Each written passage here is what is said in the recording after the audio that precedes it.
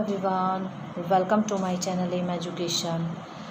Today I will start chapter number 7, class 10th English. The chapter name is The Necklace, written by Guy de Maupassant. Guys, it is very interesting story and so let's start. The necklace is a touching story. Necklace एक touching story है, मार्मिक कहानी है। The story centred round Matilda Loisel. पूरी कहानी Matilda नाम की एक यंग लेडी होती है, उसके इर्द गिर्द घूमती है। शी इज़ वेरी चार्मिंग, वो बहुत सुंदर है। She is married to a clerk. उसकी शादी एक क्लर्क के साथ हुई है, जिसे कि हम हिंदी में लिपिक बोलते हैं। She is not satisfied with her ordinary life. वो अपने सामान्य जीवन से बिल्कुल भी खुश नहीं है, क्योंकि वो एक आराम भरा और एक लग्जरियस वो जीवन जीना चाहती है। She is jealous of her own school mate. वो अपनी स्कूल की जो सहपाठी हैं उनसे नफ़रत करती है, जो कि उससे रिच हैं। क्योंकि वो बहुत धनी हैं, इसीलिए मटिल्डा अपनी दोस्तों से जलती है। One day her husband gets an invitation to attend the dance party given by the Minister of the Public Instruction. एक दिन मटिल्डा का जो पति होता है उसको इनविटेशन मिलता है, जो कि मिनिस्टर ऑफ पब्लिक इंस्ट्रक्शन की तरफ से होता है। उसे पार्टी में बुलाने के लिए इनविटेशन होता है। तब मटिल्डा का जो पति होता है वो सोचता है कि यदि मैं ये इनविटेशन अपनी पत्नी को दिखाऊंगा तो वो बहुत खुश हो जाएगी। But she becomes sad. लेकिन वो बहुत दुखी हो जाती है। She tells her husband that she has nothing to wear at the party. वो बताती है कि मुझे पार्टी में पहनने के लिए कुछ भी नहीं है, मेरे पास कोई अच्छी सी ड्रेस नहीं है, मैं क्या पहन कर जाऊँगी पार्टी में। Her husband spends all his saving and buy a beautiful gown for her. तब उसका हस्बैंड जो होता है वो अपने सारे बचत के जितने भी पैसे होते हैं सबको खर्च करके वो उसके लिए एक ब्यूटीफुल सा गाउन लेकर आता है। लेकिन मटिल्डा अब भी कंप्लेन करती है, शिकायत करती है कि शी हैज़ नो ज्वेलरी और ornament, without it she will be considered as a poor lady. उसके पास अब इतनी सुंदर ड्रेस पर पहनने के लिए कोई ऑर्नामेंट नहीं है, आभूषण नहीं है और ज्वेलरी भी नहीं है, और वो इसके बिना तो बिल्कुल गरीब समझी जाएगी पार्टी में। Her husband advise her to borrow some ornament from her wealthy friend madam Forestier. उसका पति जो होता है वो बताता है कि तुम अपने दोस्त से जो मैडम फॉरेस्टर हैं, जो कि बहुत रिच हैं, तुम उनसे बोरो कर लो, फिर हम पार्टी में चले जाएंगे। इस तरह से जो मटिल्डा होती है सी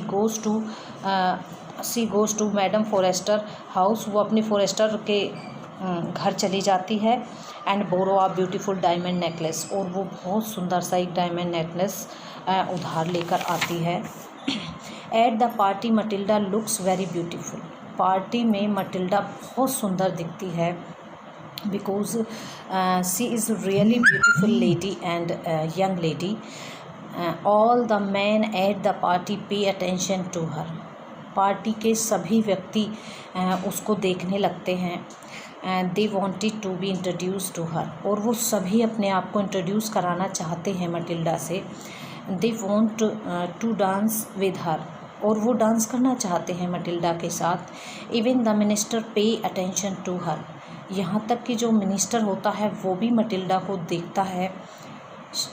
she is filled with joy. वो खुशी से भर जाती है। She dances with pleasure. वो खुशी से झूमने लगती है।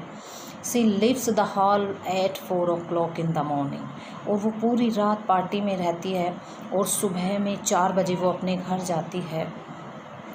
When she reach home she stand before the mirror to praise her own beauty. जब वो घर पर पहुंचती है तो वो मिरर के सामने जाती है ताकि वो अपनी सुंदरता को मिरर में देख सके और वो अपनी सुंदरता की प्रेज कर सके, अपनी सुंदरता को वो देख सके। But When she reached before the mirror, she uttered a cry. वो बहुत चिल्लाती है तेज़ से और वो बताती है she has lost her diamond necklace somewhere. उसके मुँह से चीख निकलती है, वो कहती है मेरा डायमंड का नेकलेस खो गया है कहीं. Her husband goes out to see if he can find it. उसका पति जब ये सुनता है वो बाहर चला जाता है ताकि वो उसे ढूंढ सके नेकलेस को. He searched for the necklace everywhere. हर जगह वो ढूंढता है but he could not found the necklace. लेकिन वो नहीं पा सका उसे कहीं भी वो नहीं मिला. Matilda and her husband are greatly depress. अब मटिल्डा और उसका पति दोनों बहुत डिप्रेस हो चुके हैं क्योंकि उनका एक कीमती हार जो कि उन्होंने उधारी लिया था वो खो गया है. Matilda's husband advise her to write to her friend that she has sent the necklace for repairs. Matilda का जो पति होता है वो बताता है कि अब तुम अपनी जो फ्रेंड है उनको पत्र लिख दो और ये कह दो कि जो तुम्हारा नेकलेस है वो रिपेयर के लिए गया है, तब तक हम कोई नया नेकलेस ख़रीद लेंगे. तो जो मटिल्डा होती है वो अपनी फ्रेंड को पत्र लिख देती है. It will give them some time to buy another necklace. They go from. उसके बाद वो दोनों शॉप पर जाते हैं नेकलेस ख़रीदने के लिए. सिमिलियर नेकलेस, उसके जैसा ही कोई नेकलेस लेने के लिए जाते हैं.